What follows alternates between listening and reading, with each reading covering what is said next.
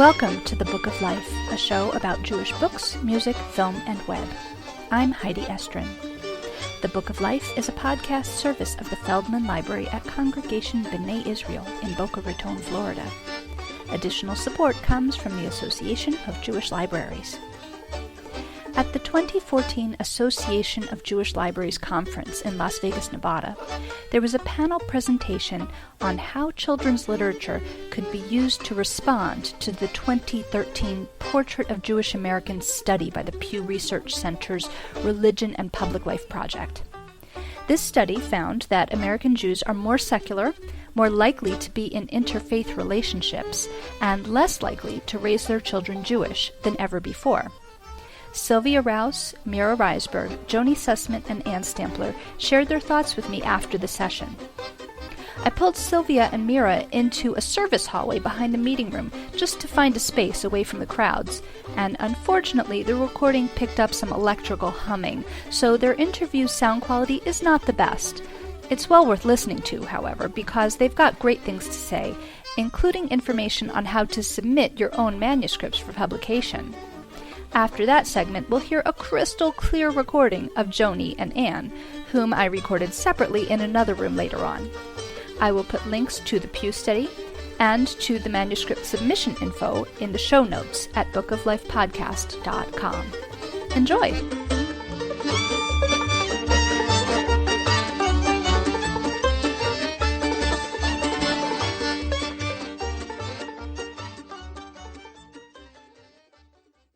I'm here at the Association of Jewish Libraries Conference 2014 in Las Vegas. Sylvia Rouss and Mira Reisberg were just participating in a panel discussing their responses to the Pew Study on Jewish American life in terms of how do we respond to that with children's literature. So could you share your thoughts on that? Sure. I think that our literature needs to evolve. We need to attract young writers from our diverse communities to write about their personal experiences that address their communities. That in itself will be a way to assure the continuity of our Jewish community. Thank you, Sylvia, and I think I pronounced your name wrong. Rouse, rhymes with house, Heidi. It's okay. Thank you. And also, You have a new publishing company, so talk about how that might help address this problem. Well, this is a publishing house out of Israel. It's Apple and Honey Press, an imprint of Geffen Publishing House, which is the largest English language publishing house in Israel. Their first books that they're going to be publishing are books that are part of the PJ Library collection that I've written. But our goal is to attract those writers that we were just discussing from diverse communities, tap into the Persian community, tap into the Ethiopian community, and really get different points of view rather than just the Ashkenazi experience. Okay, great. Mira, give us your response. Mira Reisberg here, and I'm a literary agent with Hummingbird Literary. And I also run an online school where I teach people how to write and illustrate children's books for all levels. And I was particularly intrigued by the phenomenal rise in interfaith marriages. And I think that as Jewish creatives, we need to be producing books that are really sexy, that have that crossover appeal to both Gentiles and Jews, to both fight anti-Semitism and to help show that being Jewish is a really cool thing to be. We want to enfranchise our children so they want to connect with being Jewish no matter what background they come from. And I really loved what Sylvia had to say, but I don't think all our creatives need to be young people. I think anyone can write wonderful books, and that it's a craft and it's a skill that you can learn by taking courses, by being in critique groups, by doing whatever it takes to really up the game. We need more Jewish illustrators that are doing contemporary hip techniques like collage and mixed media and stylized characters, so that the literature really appeals to interfaith kids and biracial kids and kids that want to see themselves reflected in a contemporary and appealing way in terms of both the stories and in the art as well. Okay, wonderful. Great advice. Tell us about your literary services. Well, the Children's Book Academy, it's all online, it's very interactive, it's very innovative. People are starting to copy us, which is always a good sign in some ways. And that's at www.childrensbookacademy.com. We have scholarships for low-income people, people of colour. If you go to the Children's Book Academy website and you join our tribe, which is in the top right part, become part of our newsletter community, you'll get first dibs on scholarships and special offers and things like that. My literary agency happened because so many students from the academy were getting published that another agent said, Mira, you have to be an agent. And now I'm an agent. I usually do what people tell me I have to do. I do. And that's Hummingbird Literary. And then the tagline is small, quick, bright and busy. And I'm a very small person. And we're looking for really funny. I think there are so many Hanukkah books out there already. So unless yours is just insanely different, we're looking for innovative. We're looking for biographies of fabulous Jews, either historical or contemporary. I would love to get a chapter book or middle grade biography of Adam Levine from Maroon 5. Because what a role model. I mean, he's covered in tattoos, but he's Jewish and he's this huge cultural figure. So have a look at all that kind of stuff that's out there. So funny, biography, picture books, less than 400 words, and it can be done. Take one of our courses, we'll teach you. And then if it's middle grade, if it's a novel, we just want a chapter by chapter outline, just a one-pager, and the first 8 pages. Okay, great. And then, Sylvia, how do people get a hold of Apple and Honey if they would like to try to get involved? Well, at this point, they can email me, srouse@gmail.com. Send everything in the body of the email if you have a manuscript, not as an attachment. We don't open attachments because we want to avoid viruses. So you're open for business accepting submissions? Yes, we are. We are as we speak, yes. I'm not open for business accepting submissions, but I will accept submissions through Heidi's podcast with this in the subject: Jewish submissions via Heidi's podcast. Cool. Okay. So hopefully some listeners will have some great ideas to share with you guys and help improve the whole world of Jewish Kidlit. That would be great. We would love that. I think both of us would be the same. Great. And we had a fabulous time on the panel together. It was really nice. And thank you for inviting us to join you on this lovely podcast. Oh, well, thank you. I know you guys both need to get out of here, so I appreciate you taking the time. Thanks. Thank you. Okay, so here is Ann-Retta Stampler and Joni Sussman continuing the conversation that I started a little while ago with Sylvia and Mira about responding to the Pew study on Jewish American life through children's literature. So give me your thoughts on that, Joni. Well, with the intermarriage rates showing as high as they are in the Pew study, I think this is a reality that we just need to deal with as publishers, as authors, as Jewish librarians, and I think our goal certainly should be to involve and engage as many families as possible with Jewish children's books, even if one parent isn't Jewish, and maybe even if the second parent is Jewish but really grew up in a non-practicing home, so essentially you have two parents who don't know very much. And I think children's books are a great gateway to getting these families involved in a really non-threatening, very embracing sort of way to dip their toes into Judaism and see what could be there for them. Very cool. And Anne? I think that drawing in children and bringing in their families so that they can read together and interact around a Jewish book that offers a warm, positive experience is nothing but a good thing. With older, independent readers, you have some different issues. And there, I think it's important for us to really have a very large tent with very kind of big door or flap or whatever you have with a tent. But that is welcoming and that offers just a great variety that can meet young readers wherever they are in their relationship with Judaism. I think a variety of genres and an openness toward protagonists for whom Judaism may be more or less central in their lives, books in which a character who may not be the central character is Jewish, books in which grappling with a Jewish issue is central, and books in which we simply have a Jewish character dealing with other issues. The more books, the more variety, the more complex the mosaic, the better off we're all going to be. So what all of you on this panel have been saying really seems to fit in with the whole "we need diverse books" movement. So it's sort of like the Jewish subset of "we need diverse books." Are you aware of that campaign? Do you have any response to it? Well, certainly this is a big issue, not just in the Jewish world, but in the world in general. And I think in many ways the Pew study shows that the Jewish community is also following a lot of things that the larger American community is doing, becoming more and more secular, which is what has allowed the secular groups of both of those to come together, which is why we have more intermarriage.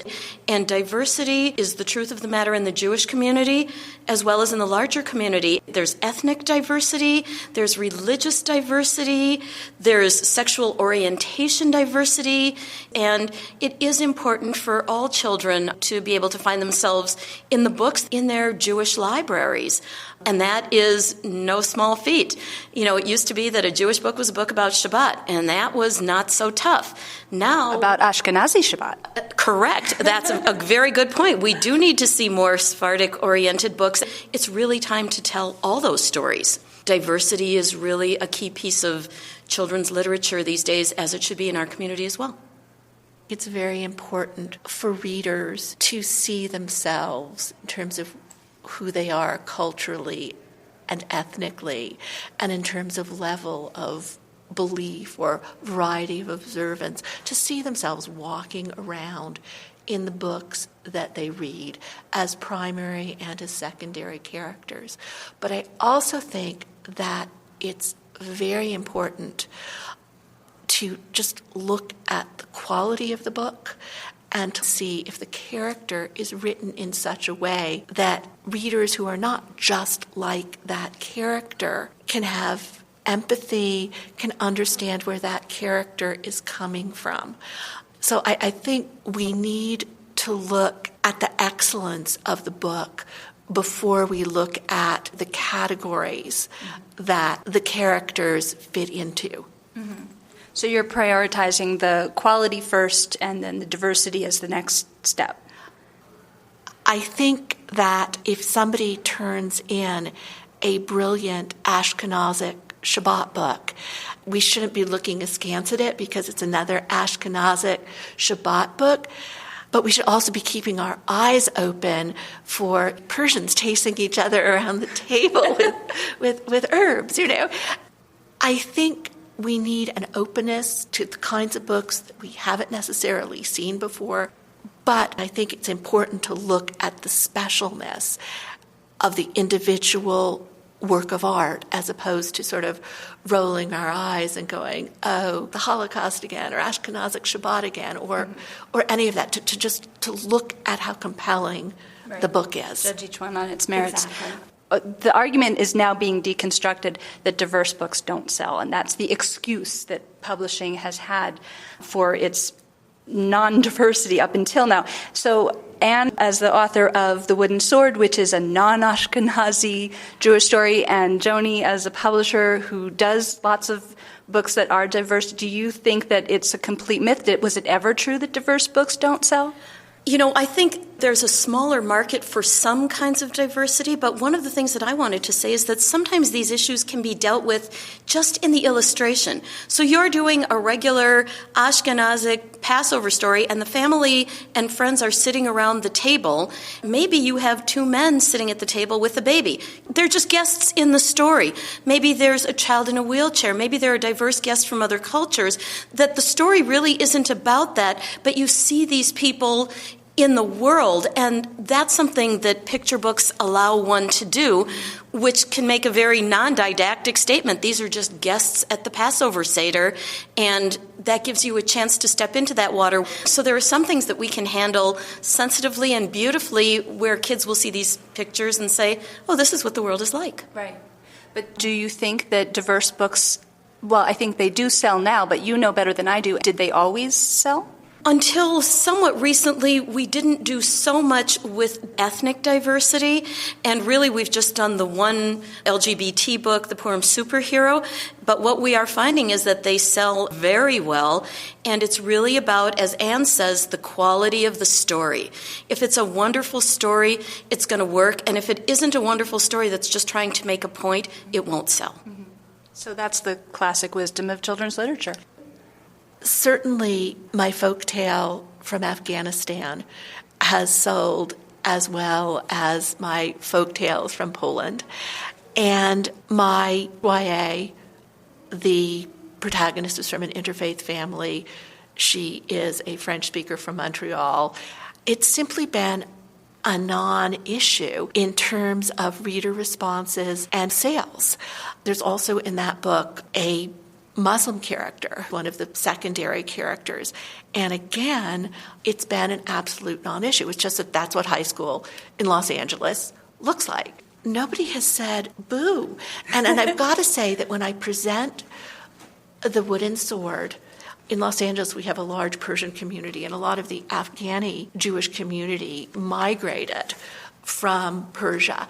And when I tell that to those kids, there is a particular connection to that story that is just alive. It vibrates. It's something I hadn't actually realized until I was in the trenches or an elementary school library sitting on the floor with little kids, how this really does mean something to these children. Just as when I was a kid reading Sidney Taylor's books, it had particular meaning for me because I hadn't seen Jewish children, and there they were in books, and it seemed to sort of legitimize some of my life experience as well as my reading experience. Right. So, yeah, it's meaningful to kids, and we can't ignore that. The mirrors and the windows, as they say, both really important. Joni, I had asked the other folks from your panel that I just interviewed, because they're involved in publishing or as agents, to share their information about how a listener could contact them and submit material. So do you want to share that? Yes, that would be wonderful. I'm always looking for manuscripts. We take unsolicited manuscripts. We're looking generally for stories under 1,000 words, but today we had a lot of librarians who are saying they want some things in the 300, 400-word range for little kids. But yes, I would love to see Jewish-themed manuscripts, and they can just be sent to editorial@carben.com. Okay, great. Thank you.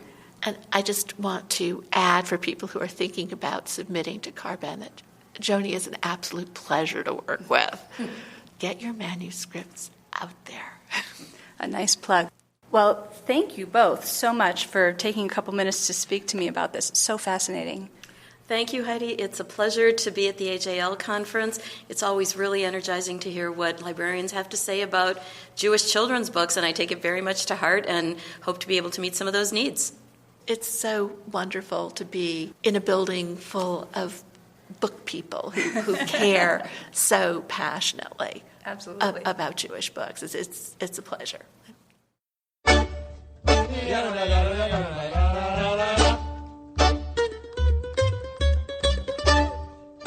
There are so many ways to connect with the Book of Life.